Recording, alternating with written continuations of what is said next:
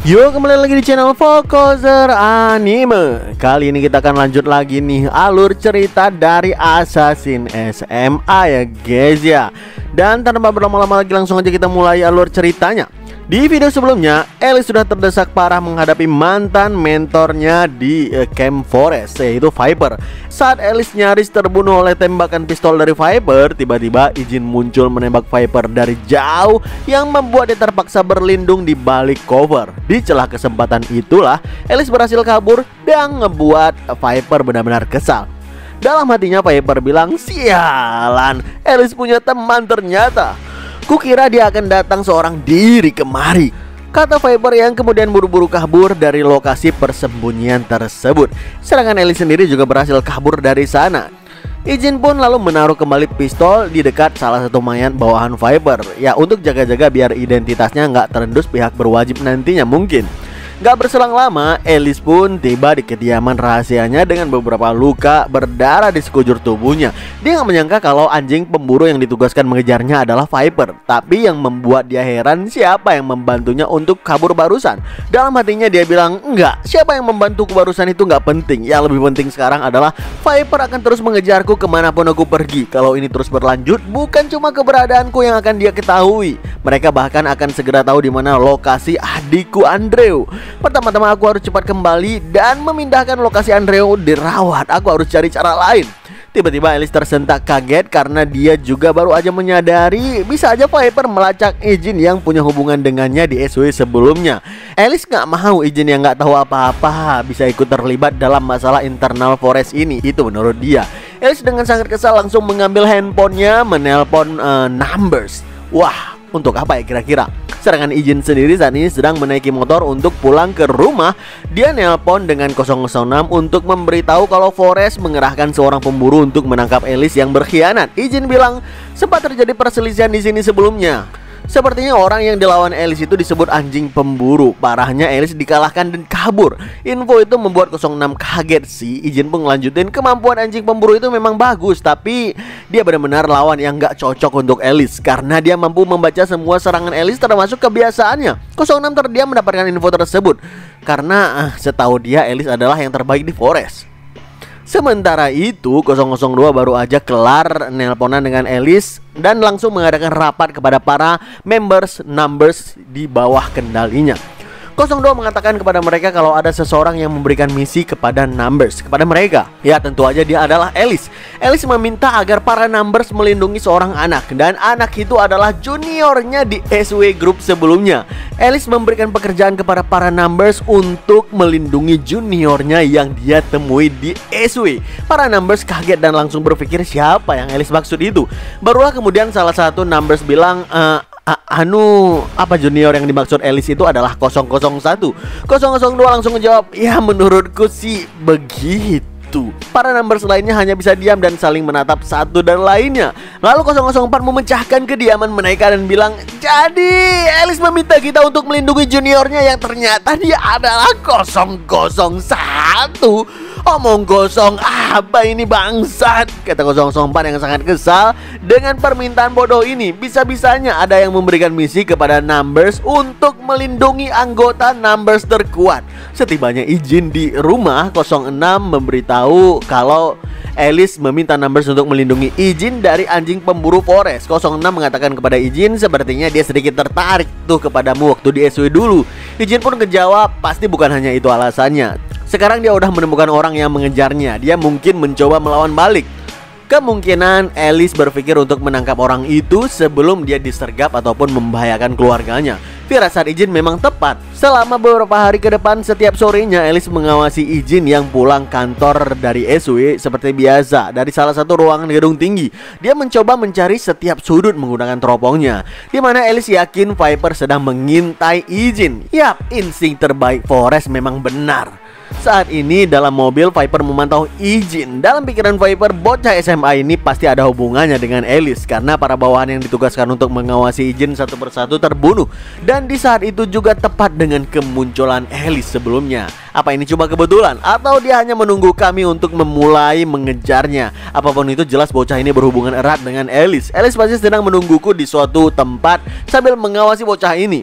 Kalau kau nggak mau keluar, akulah yang akan membuatmu keluar, kata Viper sambil keluar dari mobilnya. Kemunculan Viper ini tentu langsung ngebuat Alice panik yang sedang mengawasi di atas gedung sana, karena posisi Viper ini sangat dekat dengan Ijin. Kalau Viper mengincar Ijin, udah pasti Ijin nggak bisa berkutik. Yap, itulah yang ada di pikiran Alice tanpa tahu siapa Ijin yang sebenarnya. Ijin terus berjalan tanpa gelagat yang mencurigakan. Ya padahal dia tahu kalau dia sedang diikuti. Gak berselang lama Ijin mendapatkan telepon dari numbers yang dengan kode 011 ya kalau nggak salah. 011 membuka identitas dari orang yang bertarung dengan Alice sebelumnya. 011 mengatakan orang itu memiliki kode name Viper, dan dulu Viper adalah mercenary yang cukup terkenal, lalu ganti profesi menjadi assassin karena lebih cocok untuknya. Begitu dia menghentikan aktivitas assassinnya dan menghilang, Viper menjadi instruktur dan pelatih di Forest. Dengan begitu akhirnya Ijin paham kenapa Alice sangat kesulitan melawan Viper yang seolah tahu semua gerakan dan teknik assassinnya. Lalu dari belakang 06 mengatakan ke Ijin via telepon, 01, ajari dia dengan benar kalau numbers nggak pernah bisa menjadi mangsa. Sementara itu Viper terlihat terus mengejar Ijin dari belakang sambil mengontrol stepnya. Dalam hatinya dia bertanya-tanya di mana Alice akan muncul. Viper tahu kalau Alice pasti sedang mengawasi Ijin. Harusnya dia muncul duluan sebelum si Viper ini mendatangi Ijin. Namun tiba-tiba Viper tersentak kaget karena ngelihat langkah kaki dari Ijin menjadi lebih cepat, dan dalam hati dia bilang, apa bocah itu menyadari kalau dia diikuti. Tiba-tiba Ijin langsung berbelok ke dalam gang yang membuat Viper bilang dalam hati, "Ho, kau ceroboh sekali seperti anak kecil. Kau kurang pengalaman dan terlalu tergesa-gesa. Gak apa-apa, terus berlari sambil putus asa seperti itu." Saat ini Viper juga mempercepat langkahnya untuk mengejar Ijin. Viper mengejar Ijin hingga sampai di suatu gedung tinggi yang belum selesai dibangun dan gak ada satupun orang di sana. Setibanya di lantai atas dan menaiki tangga, dia melihat Ijin berhenti di sana. Viper pun bilang, "Ceroboh sekali kau nak. Ku akui kau hebat menyadari ada yang mengikutimu. Tapi harusnya kau nggak lari tergesa-gesa seperti ini dan membiarkan orang itu tahu kalau kau sedang diikuti. Lagian bersembunyi di sini juga merupakan kesalahan yang fatal. Kalau kau sedang diikuti, harusnya kau itu pergi ke tempat yang lebih banyak orang." Ijin pun menaruh tas sekolahnya di lantai. Viper mengatakan lagi, "Ya mau bagaimana lagi nak? Karena kau udah di sini maka kau nggak akan bisa kabur lagi dariku." Viper mengatakan itu sambil mengeluarkan pistolnya. Tapi seiring itu juga tiba-tiba Ijin melesat dengan kecepatan tinggi ke arah Viper menggunakan pisaunya. Tentu ngelihat itu ngebuat Viper sangat kaget. Hah? Apa? Viper secara spontan langsung melepaskan beberapa tembakan ke arah Ijin. Tapi dengan gerakan super kilat dan kecepatan yang gila, Ijin bisa menghindari tembakan tersebut dengan sempurna. Ya walaupun sedikit tergores. Dan tanpa basa-basi Ijin melancarkan counter 3 tebasan pisau asasinnya yang ngebuat bau Viper tersayat cukup dalam di sini. Dalam hati Viper bilang, bocah ini gak ada keraguan sama sekali di setiap serangannya. Dan bahkan seluruh serangannya sangat berbahaya mengincar titik vital. Tapi Ijin sama sekali gak memberikan napas kepada Viper untuk berpikir. Sebuah tusukan yang sangat cepat langsung mengarah ke bawah lehernya. Tapi dengan refleks pula Viper menahan serangan tersebut menggunakan pistol. Lalu dia mengatakan kepada Ijin, "Brengsek, kau menipuku. Kau bukan kabur ternyata sebelumnya. Kau sengaja memancingku kemari agar aku nggak kabur, bukan?" Setelah itu adu mekanik antara Viper dan Ijin terus berlangsung dengan cukup sengit dan juga tipis. Viper menggunakan pistol dan pisau, sedangkan Ijin hanya menggunakan sebilah pisau. Tapi di sini terlihat ketika Viper ingin menembakkan Ijin dari jarak dekat, dengan refleksnya Ijin menghalau tangan Viper lalu melakukan counter tebasan. Dalam hati Viper bilang, sial, nggak aku sangka dia terus melakukan serangan dari dekat. Jadinya aku kesulitan membidiknya dan menembaknya dengan benar. Bahkan jika aku lengah, aku akan terkena serangannya. Ketika aku mendapatkan momentum untuk menembak, maka tanganku akan dihalau sehingga tembakannya meleset. Dan bahkan dia terus memberikan sayatan kepadaku. Sialan. Ngerasa dia sangat kesulitan menggunakan pistol, Viper pun melemparkan pistol USPS-nya dan bilang, "Baiklah, mari kita lakukan dengan benar kali ini." Viper memutuskan untuk fokus dengan pisaunya sehingga dia bisa lebih leluasa menggunakan teknik-teknik pisaunya. Tapi prediksinya salah. Ketika dia mencoba fokus dengan pisau dan merasa kalau skill pisaunya bisa menyulitkan Ijin, maka kenyataannya kenyataannya dialah yang terus tersayat setiap adu mekanik berbenturan. Viper bilang dalam hati, ini adalah gerakan yang gak bisa dilakukan tanpa mengalami banyak pertarungan nyata. Serangan, langkah, dan pertahanannya begitu sempurna. Padahal dia masih terlihat muda. Bagaimana ini mungkin terjadi? Tiba-tiba Viper tersentak dan bilang dalam hati, mungkinkah teknik pisau ini? Viper mengatakan kepada Jin, kau berasal dari camp bukan? Aku mengenal camp lebih baik dari siapapun. Kami dari Forest berusaha mati-matian untuk membesarkan assassin agar mampu melampaui numbers dari camp. Aku udah banyak melakukan riset terhadap camp, khususnya mengenai numbers yang dikatakan sebagai mahakarya dari camp. Ijin hanya diam dalam stand assassinnya sambil terus memperhatikan Viper. Lalu Viper kembali melanjutkan, dengan usiamu yang sangat muda ini, bahkan tingkat kemampuanmu setinggi ini, ku yakin kau salah satu dari numbers. Terlebih lagi dengan teknik pisau selevel ini, maka hanya ada satu orang numbers yang sesuai.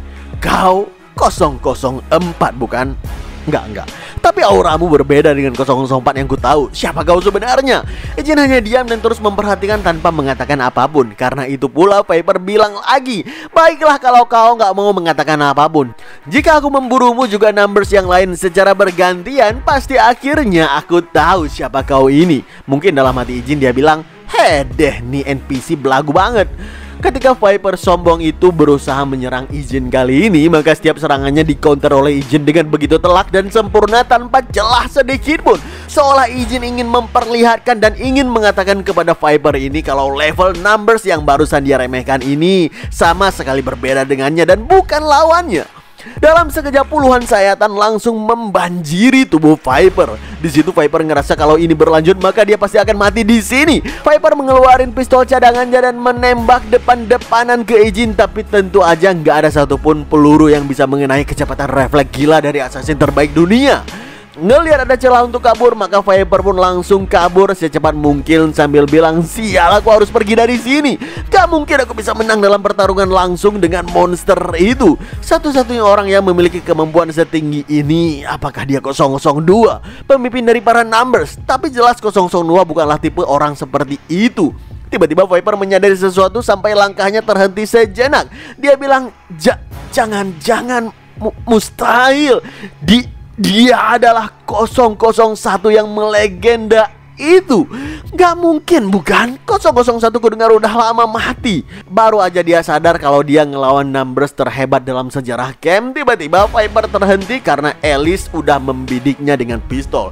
Alice pun bilang ke Viper, kau terlihat sangat buruk sekarang. Apa yang terjadi? Viper pun ngejawab, jadi begitu, aku mengerti sekarang. Alice, kau bekerja sama dengan para numbers bukan?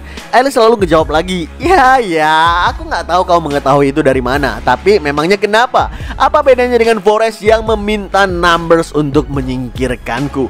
Bukannya ngejawab itu, tiba-tiba Viper menodongkan pistol ke Alice untuk menembak. Tapi dia kalah cekatan dengan Alice yang duluan menembak bau Viper, yang ngebuat dia begitu kesakitan. Dan di situasi genting seperti ini, Viper belum kehilangan akal. Dengan nada menantang, dia pun bilang, jika kau membunuhku di sini, adikmu juga akan mati. Kami udah menemukan rumah sakit tempat adikmu berada. Anak buahku seharusnya udah menangkap adikmu sekarang, kata Viper dengan sangat percaya diri. Tapi tiba-tiba HP Alice berdering dan ketika diangkat, seseorang bilang di sana, semua assassin yang mengincar adikmu udah kami tangani. Adikmu akan kami bawa dengan selamat ke tempat yang kau sebutkan. Ya, telepon itu adalah telepon dari 002 yang berhasil menghabisi seluruh assassin bawaan Viper. Alice pun bilang lagi, makasih, akan kutraktir kalian minuman nanti. Tapi 002 ngejawab singkat, nggak perlu, kami melakukan pekerjaan sesuai dengan bayaran yang udah disepakati. Ucapan Alice via telepon itu membuat Viper heran. Kok Alice terlihat santai-santai aja padahal nyawanya adiknya ini sedang terancam. Viper pun bilang, apa yang sedang kau lakukan Alice? Apa kau nggak masalah jika adikmu mati?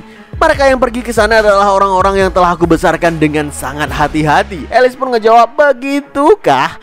Baru aja aku dapat kabar kalau semua bawahanmu yang mati-matian kau latih itu udah ditangani. Mendengarkan itu, Viper sangat kaget dan bilang, apa?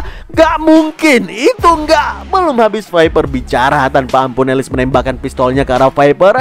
Langsung headshot di satu peluru yang membuat dia langsung tewas menggenaskan di tanah. Alice mengembuskan napas lega karena berhasil menumpas anjing pemburu yang mengintainya beberapa minggu ini. Tapi dia nggak tahu siapa yang sebenarnya membantu dia untuk menghabisi Viper sebanyak 2 kali lagi. Alice cuma berharap bisa membalaskan budi orang tersebut di lain kesempatan. Sekarang kita pindah ke Forest. Terlihat Komandan Forest sangat kaget mendapatkan laporan kalau tim anjing pemburu beserta Viper udah diserang sampai tewas. Dan yang membuat dia lebih kaget lagi, ternyata ada yang membantu Alice untuk menumpaskan Viper. Siapa lagi kalau bukan Numbers. Mendengarkan itu, sang komandan sangat marah dan bilang dalam hatinya, "Sialan kalian, Alice dan Numbers ya kampret." Dia pun bilang ke bawahannya kalau mulai sekarang dia akan melepaskan Alice dan menarik harga buronannya. Apa itu artinya? Komandan dari Forest menyerah untuk membunuh Alice yang mengkhianati Forest itu. Kita akan tahu nanti. Selesai menumpas Viper, Ijin pun pulang ke rumah dan dia mendapatkan telepon dari 06 kalau misi Numbers menyelamatkan adik Alice juga udah selesai. 06 juga memberitahu kalau 02 mendapatkan banyak uang tambahan dari Alice karena dia mengira Numbers lah yang udah membantunya menumpas Viper. 06 bilang 02 bahkan menerima permintaan itu tanpa ragu-ragu, padahal biasanya dia nggak akan menerima uang tambahan seperti itu. Mendengarkan itu, 01 senang mengetahui perubahan sikap dari 02. Dia jadi lebih pintar menjaga hubungan baik dengan Alice tanpa membuat identitas Ijin ketahuan sebagai Numbers. Gak berselang lama, Ijin pun pergi menjemput kakeknya yang pulang kantor dengan jalan kaki. Selama perjalanan pulang, mereka saling basa-basi menanyakan kesibukan akhir-akhir ini. Si kakek meminta maaf kepada Ijin karena nggak bisa membantu banyak hal terkait adaptasi Ijin selama pulang ke Korea karena sibuk bekerja setiap harinya. Tapi Ijin malah bilang sambil tersenyum, "Enggak kek, kakek udah cukup banyak membantuku. Hanya dengan keberadaan kakek aja aku udah merasa sangat terbantu. Aku sangat bersyukur bisa kembali ke sini." Kata-kata penuh syukur dan tulus dari Ijin membuat sang kakek nggak kuasa menahan air matanya. Setelah menyeka air matanya agar Ijin nggak ikutan sedih juga, si kakek pun bilang, "Ngomong-ngomong, bisakah kau menghubungi teman-teman yang kau sebutkan waktu itu? Kakek ingin melihat mereka. Kakek udah menerima banyak bantuan dari mereka juga, tapi kakek bahkan nggak bisa menyapa mereka dengan benar." Permintaan itu membuat Ijin kaget sih dan sedikit berkeringat. Dia bingung apa mungkin rekan Numbers bersedia datang memenuhi panggilan si kakek. Dan benar aja, begitu Ijin mengundang seluruh rekan Numbersnya untuk ketemu sang kakek, mereka langsung ribut-ribut dan harus voting segala. Cuma 004 yang menolak permintaan tersebut. Namun karena kalah suara sehingga diputuskanlah para Numbers harus ketemu dengan si kakek. Sebenarnya ini bukan misi yang mudah sih, karena para Numbers yang merupakan assassin dalam bayang-bayang harus berkumpul di suatu tempat dan itu bisa menarik perhatian musuh. Dan kalau begitu akan membuat keluarga Ijin dalam masalah. Makanya mereka sampai melakukan briefing besar-besaran dari jalur yang ditempuh sampai gimana nanti sikap mereka kepada keluarga Ijin. Dengan baju samaran mereka berangkat dengan rute yang berbeda-beda. Ada yang menaiki pesawat, ada yang naik kapal laut, ada juga yang menaiki feri perbatasan negara. Itu semua mereka lakukan demi menjaga identitas dengan baik. Wah, apakah yang akan terjadi selanjutnya? Apakah ada hal besar yang akan terjadi? Oke lah, kita lanjutkan alur cerita Assassin Ijin di lain waktu. Kita akan bertemu di video selanjutnya.